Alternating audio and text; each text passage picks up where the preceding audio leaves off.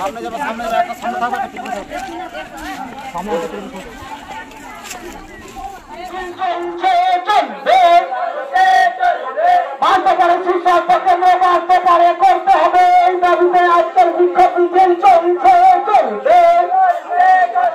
উদ্ধার হয়েছে যাতে আজকের যে মিছিলটা আছে এর প্রধান উদ্দেশ্য হচ্ছে যে আমাদের এটা হচ্ছে বাঁশদহ পাড়, আদিবাসী অধ্যুষিত এলাকা।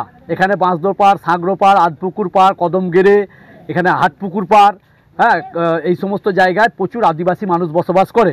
কেন্দ্র, আমরা যতদূর জানি কেন্দ্র সরকারের একটা প্রকল্প হচ্ছে যে ওই উপস্বাস্থ্য কেন্দ্র, সেই উপস্বাস্থ্য কেন্দ্রটা বাঁশদহ পাড়ে হওয়ার কথা, কিন্তু সেটা না করে এই সরকারি দল তারা না জানিয়ে এখানে পঞ্চায়েতের সদস্য, বিরোধী সদস্য মিহিলাল সরেন আছে, আর ওই বুথে যেখানে করেছে সেখানে বিরোধী সদস্য হচ্ছে মিনু পাগড়ে, তারা আছে। তাদেরকে না জানিয়ে পঞ্চায়েত একটা এইভাবে একটা হটকারী সিদ্ধান্ত নিয়ে কোনো মানুষকে না জানিয়ে বাঁশদহ পাড়ায় কোনো মানুষের সাথে আলোচনা না করে তারা আজকে একটা উদ্দেশ্য প্রণোদিতভাবে যে আজকে একটা স্বাস্থ্যকেন্দ্রটা এখান থেকে 1.5 কিলোমিটার দূরে এদোর পাড়ে একটা ফাঁকা জায়গায় সেখানেতে একটা মাতালদের আড্ডা করার জন্য, আড্ডাখানা বানানোর জন্য সেখানেতে ফাঁকা জায়গায় সেখানেতে সুস্বাস্থ্য কেন্দ্রটা স্থাপন করেছে।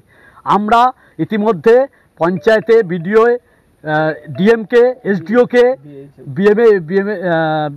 বিএমএইচকে আমরা লিখিত গ্রামবাসীদের পক্ষ থেকে একটা পিটিশন জমা দিয়েছি।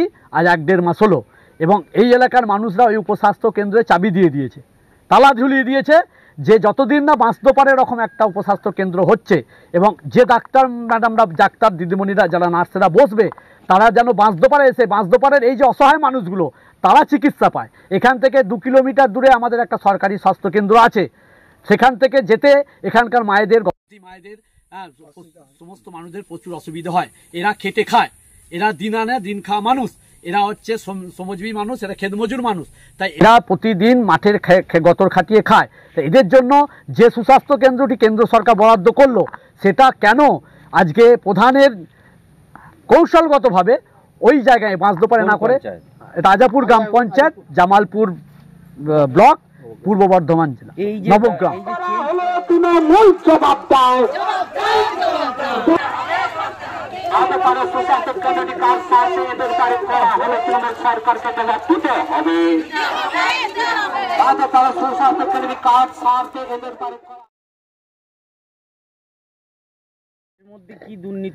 দুর্নীতি আছে, মানে যাতে এখানে প্রচুর মানুষকে, আমরা যখন কোনো কাজ হয়, সরকারি প্রকল্প হয়, প্রচুর মানুষকে যুক্ত করা হয়, তারা যাতে সেই প্রকল্পটা যেভাবে আছে তার যে এস্টিমেট হয় সেইভাবে যাতে কাজটা হয়, কন্ট্রাক্টররা সেইভাবে যাতে কাজ করে, সেই জন্য অনেক মানুষ দেখাশোনা করে।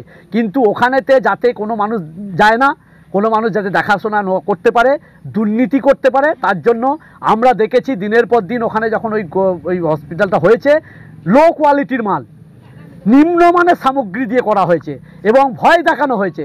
যারা বলতে গেছে, যারা প্রতিবাদ করতে গেছে, তাদেরকে ভয় দেখানো হয়েছে, হুমকি দেওয়া হয়েছে, একটা দলের পক্ষ থেকে তাদের হুমকি দেওয়া হয়েছে, তাদেরকে প্রাণনাশের হুমকি দেওয়া হয়েছে।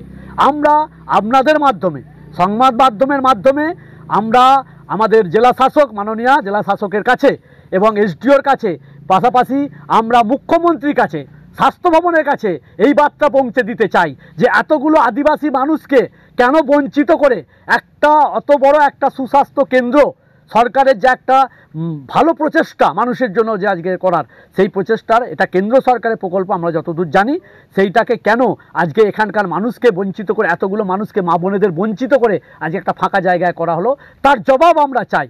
আর এই জবাব মানুষ চাইতে যায়, যাতে চাইতে না পারে, তার জন্য কালকে একটা বোমা উদ্ধারের ঘটনা, এটা প্রশাসনিক স্তর থেকে আমরা মনে করছি এটা একটা হচ্ছে ওই সরকারি যে দল আছে তাদের পক্ষ থেকে একটা পরিকল্পনা করে আজকে যাতে মিছিলটা না হয় তার বানচাল করার জন্য, এটা একটা ভয় দেখানোর জন্য একটা ঘটনা কালকে ঘটানো হয়েছে। আজকে কাদের পক্ষ থেকে মিছিল হচ্ছে? আজকে এটা গ্রামবাসীর পক্ষ থেকে মিছিল হচ্ছে। এটা হচ্ছে যারা এই দুর্নীতিটা করেছে তার বিরুদ্ধে গোটা গ্রামের মানুষ এটা জাতীয় পতাকা নিয়ে আজকে মিছিল করছে। আপনার নাম? আমার নাম বসন্ত পাগড়ি।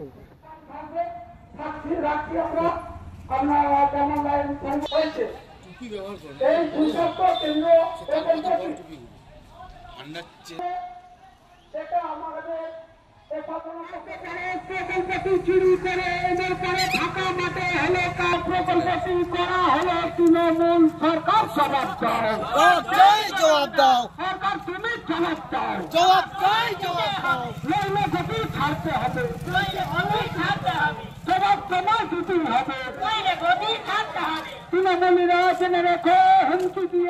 কেন্দ্র করার কথা। এটা কোন পার? এটা নবগ্রাম বাহাদুর পার। আচ্ছা, এটা আদিবাসী পাড়া। এখানে একটা স্বাস্থ্য কেন্দ্র করার কথা, এটা এখানে না হয়ে ওটা সেই ইঁদুর পাড়ে হয়েছে, ওই জন্য আমরা এই বিক্ষোভটা দেখাচ্ছি। আমাদের এখানে সদস্য মিহিলাল সরেন। আচ্ছা, আপনাদেরকে না জানিয়ে? হ্যাঁ, না জানি, আমরা কেউই জানি না। যেটা আমরা চাই যে আমাদের জিনিস আমরা যেন পাই। আচ্ছা, যতদিন হবে না ততদিন ওইখানের ইঁদুর পাড়ের যেটা করেছে সেখান থেকে তালা খোলা হবে না, আর সেই জিনিসটা চালু করা যেন না হয় যতদিন হচ্ছে না। তাই আপনারা আদিবাসী মহিলারা বেরিয়েছে? হ্যাঁ, মেয়ে ছেলেরা বেরিয়েছে। এটা আমাদের প্রাপ্য, আমাদের অধিকার, আমাদের চাই। আচ্ছা, কি নাম আপনার? আমার নাম পারুল সরেন।